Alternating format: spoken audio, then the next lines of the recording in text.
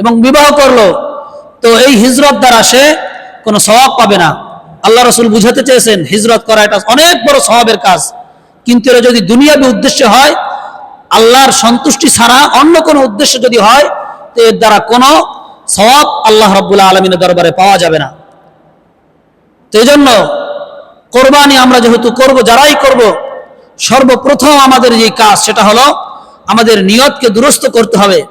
শুধুমাত্র কেবলমাত্র একমাত্র আল্লাহ পাক রব্বুল আলামিনের সন্তুষ্টির জন্য, আল্লাহ পাক রব্বুল আলামিনের আদেশ পালনার্থে আমাদের কোরবানি করতে হবে। দুনিয়ার মানুষকে দেখানোর জন্য, দুনিয়ার মানুষ কি বলবে যদি কোরবানি না করি, মানুষ কি বলবে যে কোরবানি করলো না, আমি যদি কোরবানি না করি মেয়ের শ্বশুরবাড়ির মানুষকে কিভাবে আমি মুখ দেখাবো, এই বিভিন্ন উদ্দেশ্যে মানুষ কোরবানি করে। তো এই সকল উদ্দেশ্য যদি আমরা কোরবানি করি, এর দ্বারা আমাদের কোনোই ফায়দা হবে না, শুধু গোশত খাওয়াই হবে দুনিয়াবি। আর যদি আমি আল্লাহকে রাজি খুশি করার জন্য কোরবানি করি, তো আমার মেয়ের শ্বশুরবাড়ির মানুষ আমাকে হেনস্থা করবে না, আমি যেই ভয়ে মানুষ কি বলবে এটাও মানুষ বলবে না, আমার নিয়ত সহি হওয়ার কারণে আমি সওয়াবও পেয়ে গেলাম, আমার গোশত খাওয়া হবে, আমার মেয়ের শ্বশুরবাড়ির মানুষও কিছু বলবে না, পাড়াপড়শি মানুষও কিছু বলবে না, সবাই বাহবা দিবে।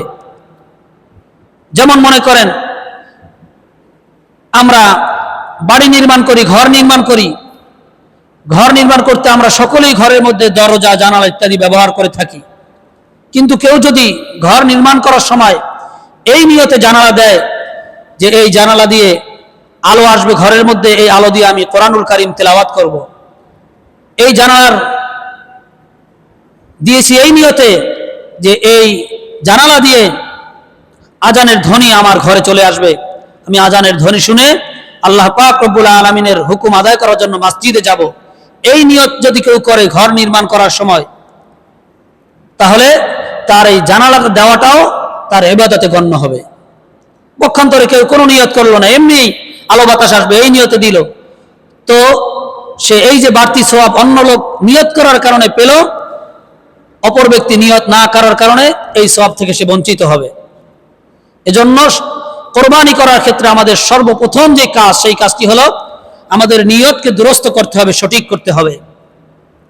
দ্বিতীয় আরেকটি আমল যেটা আজকে থেকে শুরু হয়েছে, অর্থাৎ জিলহজ মাসের 9 তারিখ ফজর নামাজ থেকে নিয়ে 12ই জিলহজ আসর পর্যন্ত একটি আমল এই উম্মতে মুহাম্মাদের উপর ওয়াজিব করে দিয়েছেন, সেটা হলো তাকবীরে তাশরিক। অর্থাৎ প্রত্যেক ফরজ নামাজের পরে যাদের উপরে নামাজ ফরজ, অর্থাৎ মুসলমান জ্ঞান সম্পন্ন প্রাপ্তবয়স্ক প্রত্যেক মুসলমান নরনারী, সে বাসায় অবস্থান করুক অথবা সফরে থাকুক, একাকী নামাজ আদায় করি হোক বা জামাতে নামাজ আদায় করি হোক, প্রত্যেক প্রাপ্তবয়স্ক জ্ঞান সম্পন্ন মুসলমান নরনারীর উপরে এই 23 ওয়াক্ত 5 দিন 23 ওয়াক্ত ফরজ নামাজের সালাম ফিরানোর পরে একবার এই তাকবীরে তাশরিক তথা আল্লাহু আকবার আল্লাহু আকবার লা ইলাহা ইল্লাল্লাহু আল্লাহু আকবার ওয়ালিল্লাহিল হামদ, এই তাকবীর একবার পাঠ করা ওয়াজিব। যারা পুরুষ রয়েছে তারা উচ্চ আওয়াজে এই তাকবীর পাঠ করবে এবং মা বোন যারা রয়েছে তারা নিম্ন স্বরে এই তাকবীর পাঠ করবে। যদি কেউ ভুলে যায় এই তাকবীর পাঠ করতে, যদি এমন হয় যে নামাজের সালাম ফিরানোর সাথে সাথে যেহেতু এই তাকবীর পাঠ করা ওয়াজিব কিন্তু ভুলে গেছে, যদি ওই ব্যক্তি মসজিদ থেকে বের হয়ে না থাকে অথবা অজু ভঙ্গকারী কোনো কাজ তার থেকে সংগঠিত না হয়ে থাকে, তাহলে ওই জায়গায় বসা অবস্থায় যখনই স্মরণ আসবে সাথে সাথে ওই ব্যক্তি তাকবীর পাঠ করে নেবে, তাহলে তার তাকবীর আদায় হয়ে যাবে। কিন্তু কেউ যদি মসজিদ থেকে বের হয়ে যায় অথবা অজু ভঙ্গকারী কোনো কাজ তার থেকে সংগঠিত হয়ে যায়, তাহলে তার থেকে তাকবীর রহিত হয়ে গিয়েছে, তাহলে তার আর তাকবীর পড়ার সময় থাকে না, সুযোগ থাকে না। অর্থাৎ এই যে তাকবীরে তাশরিক এর কোনো আর কাজা নাই। কিন্তু তার করণীয় কি? তার 1 নম্বর করণীয় হলো, যেহেতু এটা ওয়াজিব ছিল, এজন্য নির্ধারিত সময় আমল করতে না পারার জন্য আল্লাহ রাব্বুল আলামিনের দরবারে তাওবা করা, অনুতপ্ত হওয়া, ক্ষমা চাওয়া। এবং যেহেতু এই দিনগুলোতে আল্লাহ রাসূল সাল্লাল্লাহু আলাইহি ওয়াসাল্লাম বেশি থেকে বেশি তাকবীর পাঠ করতে বলেছেন। যেহেতু আমার থেকে ছুটিয়ে গিয়েছে, এজন্য যখন স্মরণ হবে, যদিও কাজা নাই তারপরেও পড়লে সওয়াব তো আছে। কারণ এটা কখন থেকে আসছে এই তাকবীরে তাশরিক? এই যে বলেছিলাম হযরত ইব্রাহিম আলাইহিস সালাম তার সন্তানকে কোরবানি করার জন্য প্রস্তুত হয়েছিলেন, বারবার চেষ্টা চালিয়েছিলেন। যখন আল্লাহ পাক দেখলেন যে যেহেতু সে আমার খলিলুল্লাহ, আমার বন্ধু, সে ততক্ষণ পর্যন্ত ইসমাইলকে ছাড়বে না যতক্ষণ সে কোরবানি করতে না পারবে। তো আল্লাহ পাক রব্বুল আলামিন এক পর্যায়ে এই দৃশ্য দেখার পরে জিবরিলকে বললেন যে তুমি তাড়াতাড়ি জান্নাত থেকে একটা দুম্বা নিয়ে ইসমাইলকে সরিয়ে ইব্রাহিমের ছুরির নিচে শুইয়ে দাও। তো হযরত জিবরিল আলাইহিস সালাম যখন দেখতেছিলেন এই দৃশ্য আসমান থেকে যে ইব্রাহিম আলাইহিস সালাম বারবার ছুরি চালাচ্ছেন, তিনি ভয় পেয়ে গিয়েছিলেন জিবরিল আলাইহিস সালাম যে না জানি আবার তার গলাটা কেটে যায় কিনা। এই দৃশ্য দেখে তিনি আসমান থেকে দুম্বা নিয়ে আসতে আসতে তিনি জোরে জোরে তাকবীর দিয়ে উঠলেন, আল্লাহু আকবার, আল্লাহু আকবার। তো জনমানব শূন্য মরু প্রান্তরে কোনো মানুষ নাই, কোনো জন নাই। এই ধুধু মরু প্রান্তরে হযরত ইব্রাহিম আলাইহিস সালাম হঠাৎ তাকবীরের ধ্বনি শুনে তিনিও বলে উঠলেন, লা ইলাহা ইল্লাল্লাহু আল্লাহু আকবার। এই তাকবীর পাঠ করতে না করতে হযরত ইব্রাহিম আলাইহিস সালামের ছুরির নিচে ইসমাইল আলাইহিস সালামকে সরিয়ে দুম্বা জবে হয়ে গেল। ইসমাইল আলাইহিস সালাম যখন তিনি দেখলেন আমি সম্পূর্ণ নিরাপদ রয়েছি, তখন ইসমাইল আলাইহিস সালাম আল্লাহ শুকরানা আদায়ের অর্থে তিনি বলে উঠলেন, আল্লাহু আকবার ওয়ালিল্লাহিল হামদ। আল্লাহ শুকরিয়া আদায় করলেন। আল্লাহর কাছে এই তাকবীরটি এত পছন্দনীয় হলো যে কিয়ামত পর্যন্ত আনেওয়ালা সমস্ত উম্মতে মুহাম্মাদীর জন্য একবার করে এই তাকবীর পাঠ করা, 25 ওয়াক্ত নামাজের পরে একবার করে এই তাকবীর পাঠ করাকে আল্লাহ পাক রব্বুল আলামিন ওয়াজিব করে দিয়েছে, বলে সুবহানাল্লাহ।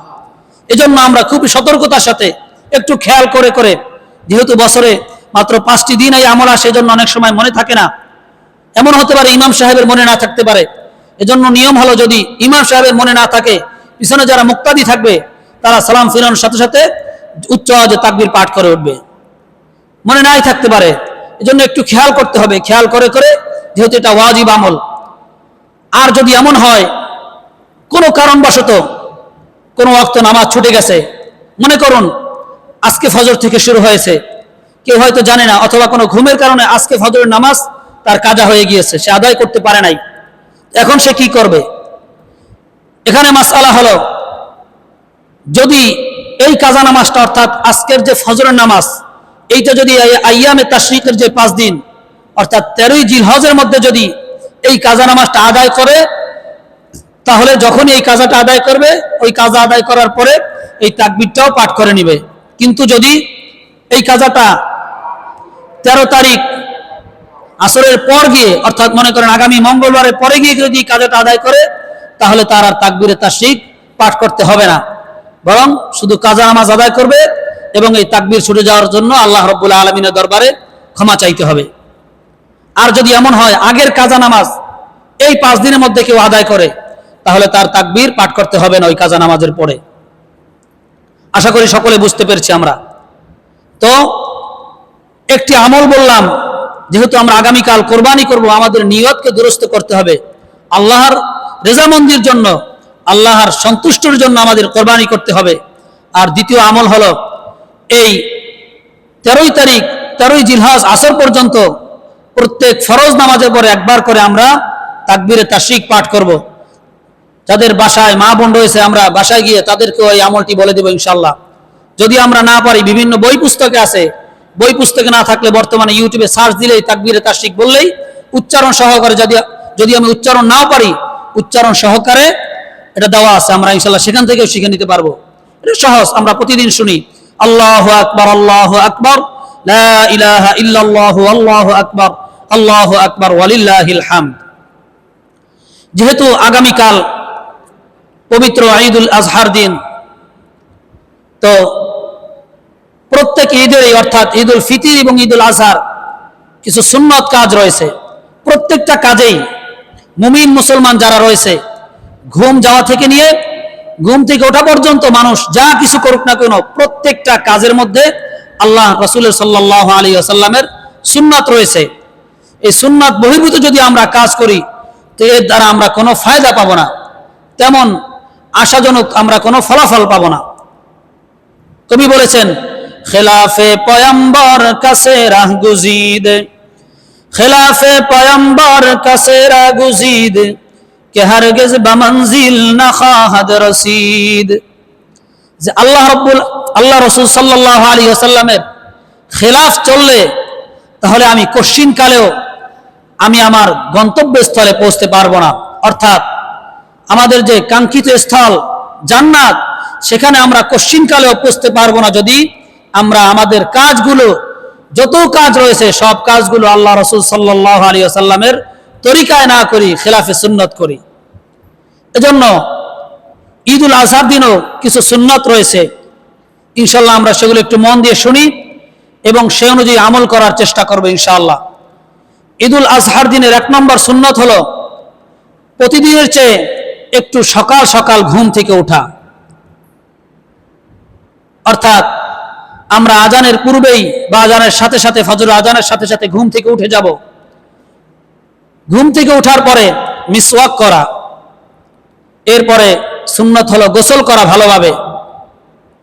একটি বিষয় মনে রাখতে হবে, দেখা যায় আমরা কোরবানির যে নামাজ, ঈদের নামাজ, এই নামাজটা কিন্তু ওয়াজিব, কোরবানি করা ওয়াজিব, কিন্তু ফজরের যেই নামাজ, এই নামাজটা কিন্তু ফরজ।